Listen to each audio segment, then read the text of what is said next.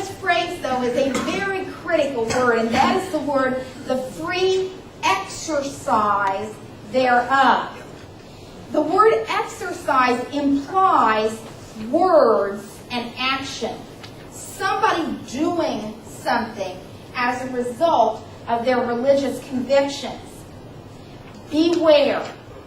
This phrase, the freedom of religion, is subtly being replaced with the phrase freedom to worship.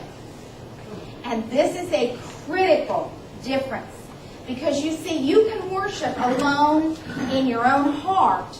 You can keep it quiet.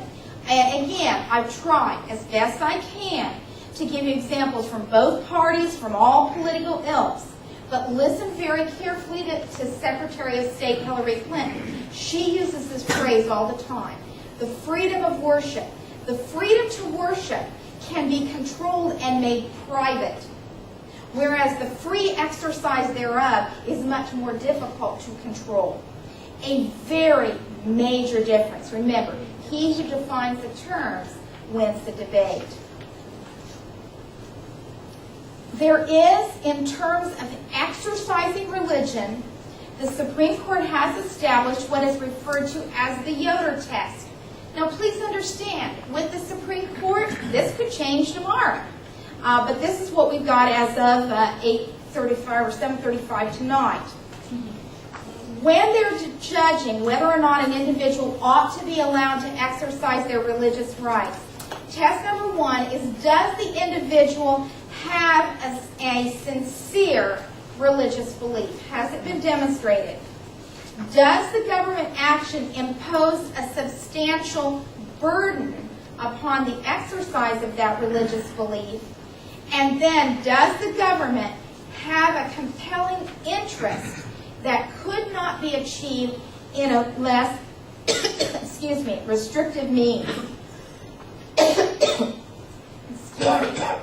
In a Supreme Court case called Oregon versus Smith, is considered one of the benchmarks in the erosion of religious liberty, because what it did in trying to interpret the Yoder test was it lowered the bar for evidence that the government was able to use in determining or demonstrating what its compelling interest was. So if you go in, this is my understanding, on a religious test, what an attorney or what would not be able to do in a court of law in another case, the government is allowed to do when you're dealing with a religious issue here. So it was considered a significant erosion of our religious liberties. Moving on with Amendment number 1, or abridging the freedom of speech. The general principle here is that our speech is protected. Now, there are some generally recognized exclusions. Speech that is a clear and present danger to our national security or public safety may not be protected. Now, sadly, and sadly is an opinion word, so maybe I should leave it out. But in my opinion, we're moving farther and farther away from this. You can say and do much more now that could put the country in danger than you might have been allowed to do at one time. Speech that solicits crime or violence. Thank you. Crime or violence. This is, I said fright words. It's supposed to be fighting words. I don't know. I must have been up late that night working on it. Obscenity, thank you, is supposed to be an exclusion. Defamation. Defamation is actually an interesting phrase because it's very difficult to establish that you have been the victim of defamation. Because in defamation, you have to be able to prove a link, this is my understanding, between a loss of income and the direct actions of what the person said. It's very hard to prove that. The last really, I think, major, well-known defamation case, you remember, I think it was General William Westmoreland during Vietnam. and he was sued newspapers because of the reporting that they had done, and he got a guilty verdict right up to the end, but then he didn't win on the defamation claim because they said he was in the military and he got his salary whether people liked him or not, and as a result he really was not a victim of defamation. That's one I can remember kind of following way back when I was in college, and I've slept since then, so you can check it out and make sure I'm right. The thing that we do have to understand is this: if we want to enjoy freedom of speech of ourselves, we're going to have to tolerate listening to things we don't like and what other people say that we don't agree with. Now, freedom of speech, and like I said, we're flying through here, but freedom of the press, there are two views of freedom of the press. One is this, that this clause gives a preferred protection against government power on to media. At that time it would have been print media, but now radio and television and the internet and all of this. There are some who say this clause gives them added protections. The other school of thought says this clause doesn't give the press any kind of special protections, but what it really does is it only extends the right of free speech to that an individual has, so they can say it not only out in public and speaking it, but they could print it. They could broadcast it as well. We don't have time to go into what the differences are there, but number one is that it gives an institution some kind of government protection, whereas number two essentially says you have the right of free speech and you may express those ideas in whatever medium you have access to.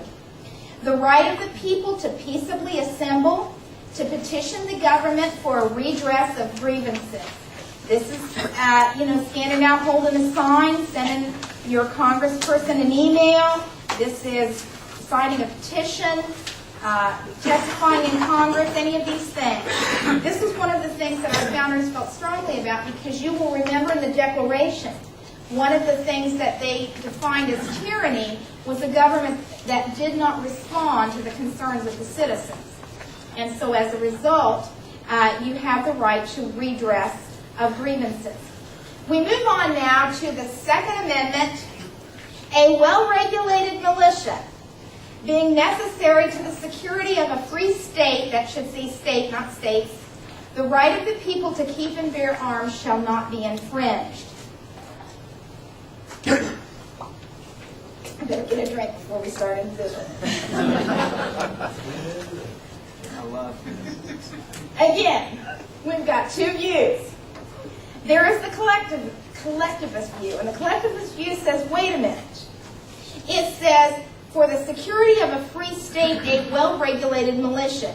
Therefore, individuals have the right to carry guns if they're in the Army, they're in the National Guard, if they're in a police force. The state has the right to give those individuals the opportunity to bear arms, and that is constitutional.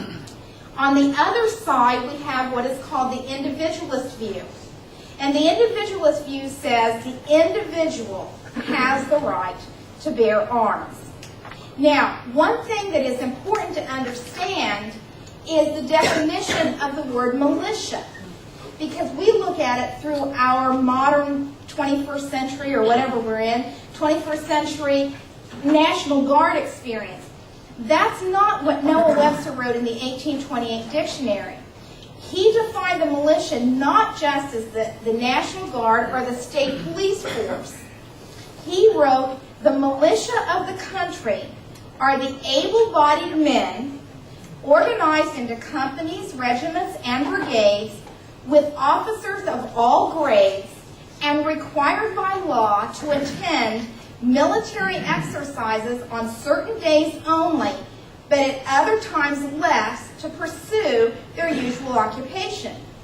So generally, the situation was every one of you men in here would have been considered a member of the militia.